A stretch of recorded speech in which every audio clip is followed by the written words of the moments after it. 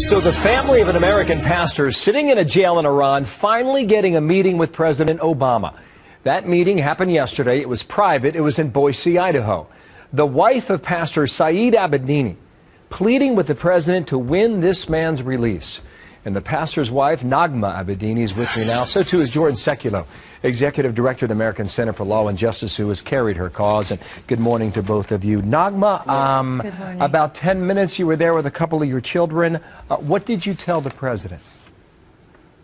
I told the president that it was prayer and fasting that made this meeting happen. I had tried so hard the last 2.5 years to meet with him, and it was a miracle. And I asked him to do what he could to bring Saeed home.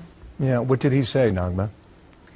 Actually, initially he started the conversation and reassured me that this was a top priority for him. And his first phone call to the Iranian president, he'd spoken about Saeed and that John Kerry and him were in constant contact. And Secretary of State John Kerry was continually bringing Saeed up when he would meet with the Iranians.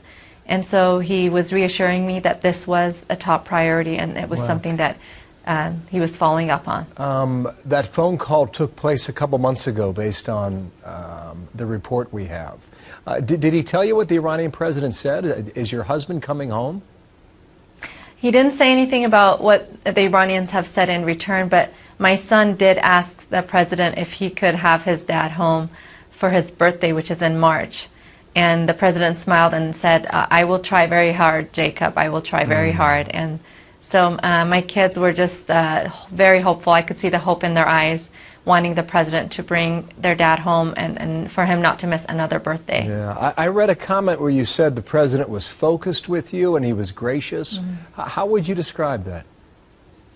You know, the entire time he was holding my hand and he hugged me, and he was just very personal and very focused, looking into my eyes. And even when he was talking to Jacob, he was just looking at him and said, I will try, Jacob, I will try.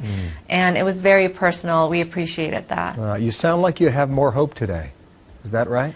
I do. It was great to have the President of the United States make time for this issue, which is an important issue. It's not just Saeed's issue, it's the Christian persecution all over the world. And for me, it was answer to prayer. It was God making this meeting happen, and that's what really made me so hopeful. Wow. I want to bring in Jordan quickly here. Jordan, how are we going to get him home? I mean, what is the latest status of his condition, and whether or not you can make this happen? Well, his regular weekly visits have restarted, and so Saeed was actually visited yesterday and was able to find out about this in prison. So you could understand how that would encourage him and has encouraged Nagme. And we're very grateful to President Obama, to the White House team and State Department team that helped approve this meeting the day after the State of the Union. It does two things very important, we think, in this new year, kind of new year, new beginnings.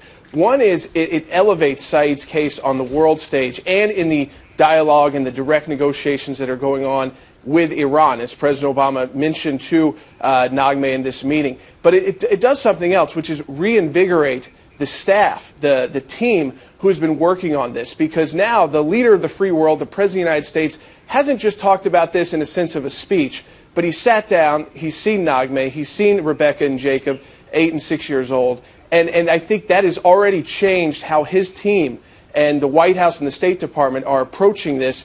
It was a decision they had to make to do this meeting, and knowing that it would become public that the meeting occurred, and so we're very grateful and we're hopeful, and we're doing a lot of work to get Saeed home as early as possible. Let's hope the Iranians are listening. Thank you for your time. Jordan Sekulow there in Washington. And Nagma, thanks for coming back. Our best to you, and thank you for sharing your story.